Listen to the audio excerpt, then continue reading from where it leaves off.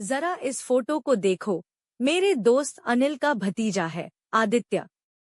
लड़के का अपना बिजनेस है, उसने एमबीए किया हुआ है।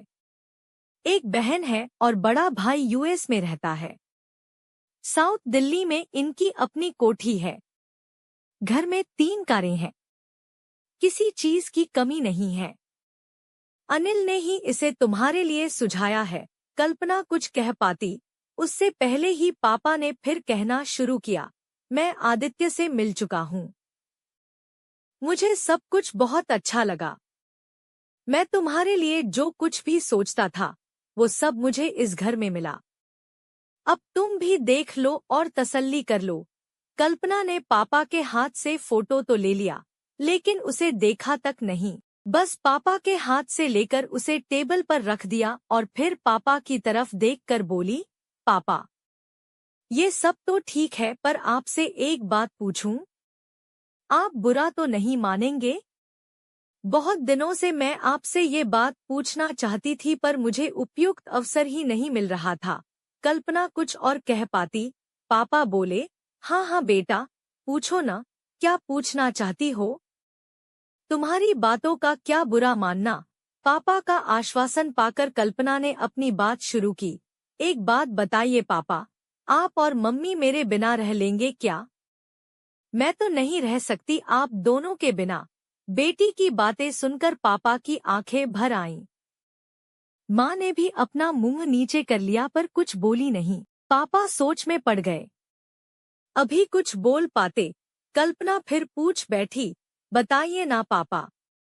बेटा, तू तो हमारी जिंदगी है। हम तेरे बिना जीने की कल्पना भी नहीं कर सकते। पर हमें इस बात की खुशी है कि तू हमसे दूर नहीं जाएगी। बस आधे घंटे का ही तो फासला है। जब जी चाहे मिल सकते हैं। पापा ने खुश होते हुए कहा। पर पापा, अगर कल को आदित्य ने मुझे आपसे मिलने या घर आने से मना कर दिया तो? ऐसे कैसे कर सकता है वह? पापा ने बेटी की बात को बीच से ही काटते हुए कहा। वो कौन होता है बेटी को माँ बाप से मिलने से रोकने वाला? शादी हो गई तो क्या बेटी पर से माँ बाप का हक खत्म हो गया, या बेटी का माँ बाप से रिश्ता टूट गया? क्या बेटी का दिल नहीं करेगा मायके आने का, या हमारा मन नहीं करेगा तुमसे मिलने का? पापा की आवाज में रोष था। तो फिर पापा, आपने मम्मी को क्यों रोका हुआ है नाना नानी से मिलने या उनके मायके जाने पर? आपने कभी सोचा है कि मम्मी के दिल पर क्या बीतती होगी? मम्मी ने पिछले 25 सालों से मामा को राखी नहीं बांधी, उन्हें भाई दूज का टीका नहीं लगाया। आपने मामा की शादी पर भी उन्हें मायके जाने नहीं दिया। मामा के बच्चे भी हुए तो उन्हें भी देखने नहीं भेजा।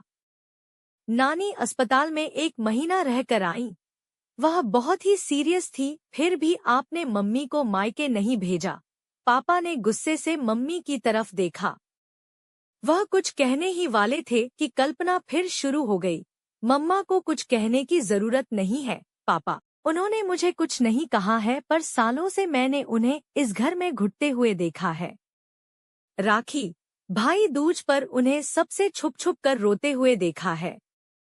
ने मम्मा का मायका तो खत्म कर दिया, पर आपने दादा दादी, चाचा और बुआ से रिश्ता तोड़ा नहीं ना? पापा बेटी की बातों को सुनकर चुप हो गए। कल्पना फिर बोली, हर त्योहार में, हर राखी में हमारे घर में हंसी ठट्ठा होता था। बुआ, फूफा और उनके बच्चे मिलकर घर में धमाल मचाते थे।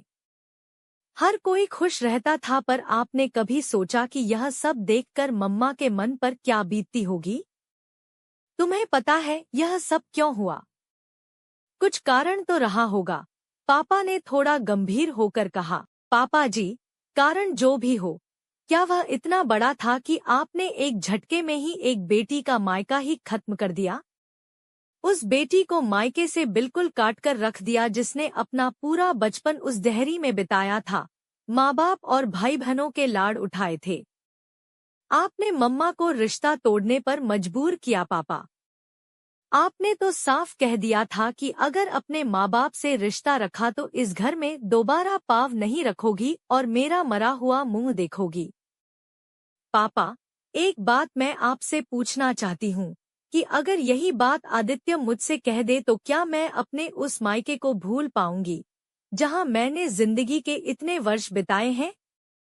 अगर ऐसा है पापा तो फिर सॉरी डॉट। मैं मम्मा जैसी नहीं हूँ जो पति की खुशी के लिए जिंदगी भर की सजा भोगूं डॉट।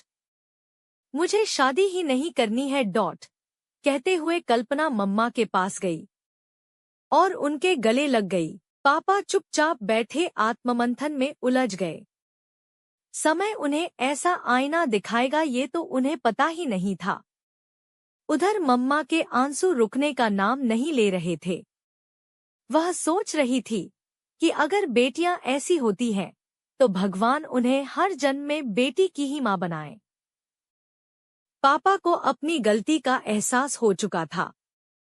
उनकी अपनी बेटी ने उनकी आंखें खोल दी थी।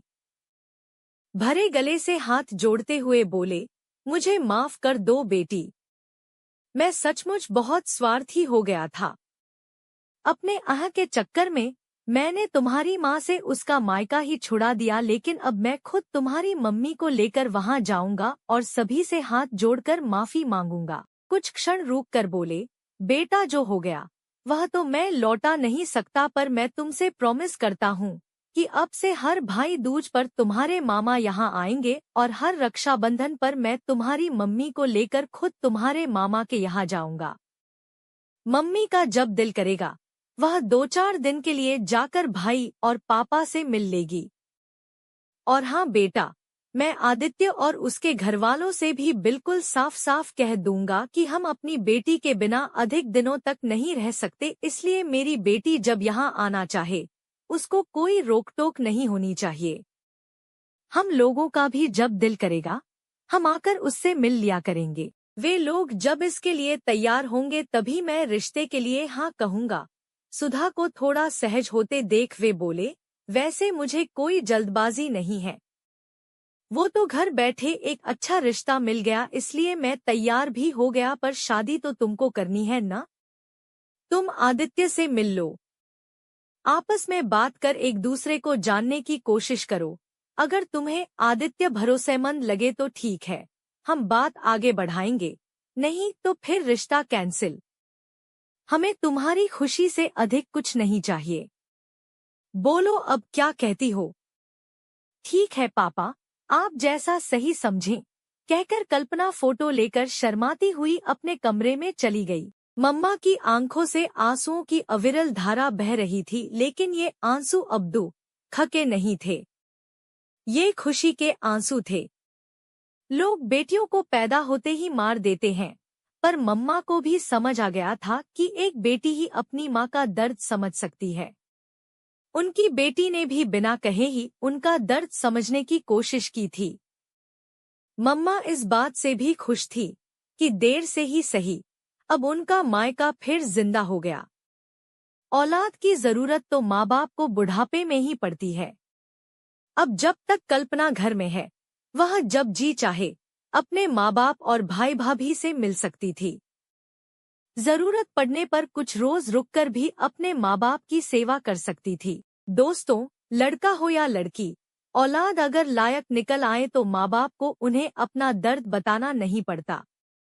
जैसे माँ बाप अपने बच्चों की पीड़ा बिना कहे समझ लेते हैं, लायक औलाद भी अपने माँ बाप की पीड़ा बिना कहे समझ लेते हैं।